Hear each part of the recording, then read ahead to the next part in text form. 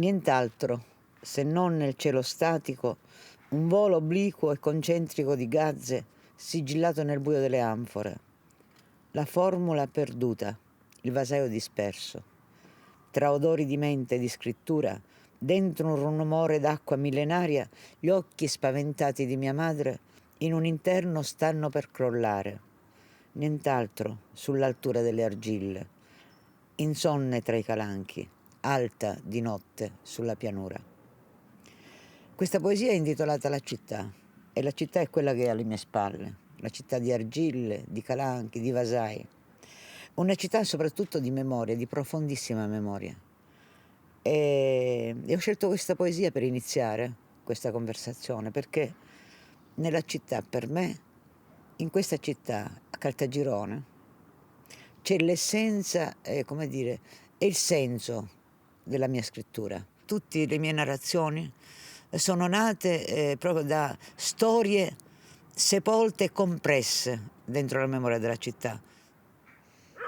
Correva l'anno, è un racconto che riguarda la storia di una donna veramente esistita nel Seicento, cioè di una persona che poi io faccio diventare personaggio, ovviamente, che è esistita, che nel 1698, sceglie un atto di resistenza rispetto al tempo in cui vive, un tempo di streghe, di roghi, di violenza, no? Ecco, sceglie di vestirsi da uomo per andare a lavorare. Era povera, non aveva soldi, c'era morto il marito, non voleva fare la puttana, voleva sopravvivere onestamente, decise di andare in campagna. Naturalmente tutto questo provoca l'Inquisizione, cioè provoca denunzie, viene denunciata per commercio col diavolo e così via. È una storia che finirà in modo imprevedibile in questo tempo diverso, cioè viene autorizzata dall'inquisitore ad andare vestita da uomo a lavorare, questo nel 600.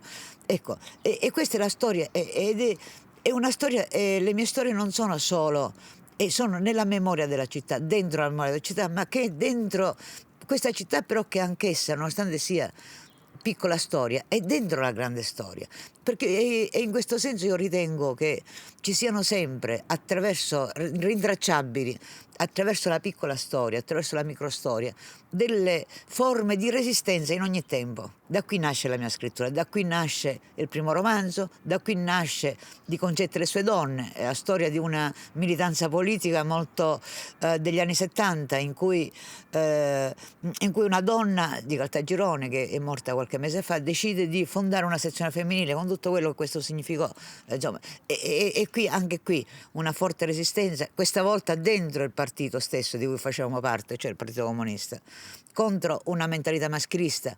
Così come in Il falsario di Caltagirone, è Paolo Ciulla, cioè un pittore calatino della fine dell'Ottocento che resiste attraverso cosa? Attraverso una storia strana, resiste a quella che è la violenza del suo tempo, a quella che è la negazione della sua arte e il fallimento della rivoluzione, resiste attraverso, facendo, e la rivoluzione è fallita, lui dice, la mia arte non viene riconosciuta, io adesso faccio soldi falsi, li distribuisco, li do a tutti, e così risolvo, ecco, e così faccio la rivoluzione a modo mio, no?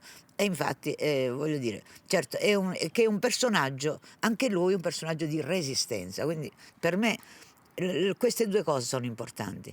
Ecco, la memoria, ecco, recuperare la microstoria, le piccole esistenze sperse nel tempo, sperse e compresse nel tempo, dare identità a questa esistenza attraverso l'immaginario, perché chiaramente magari uno trova solo un frammento, un rigo. Io devo dire questo, per esempio a me è capitato una volta, leggendo una cronaca locale, di trovare una piccola storia nel 600 di un cronista locale che raccontava il terremoto, dicendo, vabbè, nel 1693 c'è stato questo terremoto, dopo il terremoto ad aprile, come sappiamo, dice il poeta, è il mese più crudele, anzi crudelissimo in quel caso, ci fu un grande vento. I baraccati e le persone che erano baraccate, diciamo, ecco, soffrirono moltissimo, perché questo vento cominciò a far divampare fiamme che dalla parte bassa della città arrivarono fino alla parte alta, dove c'erano le baracche in piazza. Ecco, il cronista racconta, ci dice, questo vento e queste fiamme divamparono nel nobile palazzo del signor tal dei tali, ci dice nome, cognome, e ci dice anche come che i mobili furono distrutti in questo palazzo. Poi ci dice una donna con una bambina in braccio, si butta dentro una di queste baracche perché il marito era ammalato e voleva sottrarlo alle fiamme. Questa baracca, ecco, non ci riesce, muoiono tutte e tre, ma lui non ci dice né come si chiamava questa donna. Ecco, del nobile Signore ci dice tutto, di questa donna, di questo grande sacrificio, questo grande atto d'amore non ci dice assolutamente niente. Sono due righe in in una vecchia cronaca.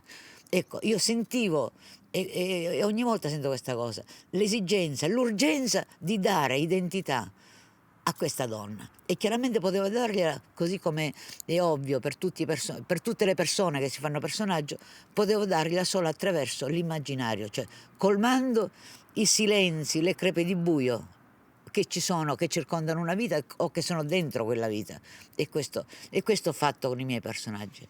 Devo dire che la scrittura, che la città entra anche nella mia poesia, entra anche nella mia poesia, così come io ritengo che se c'è una cosa straordinaria nella scrittura, nella letteratura siciliana, è questo, che c'è uno stretto rapporto tra territorio e scrittura. Il territorio che non è solo fondale, ma è protagonista.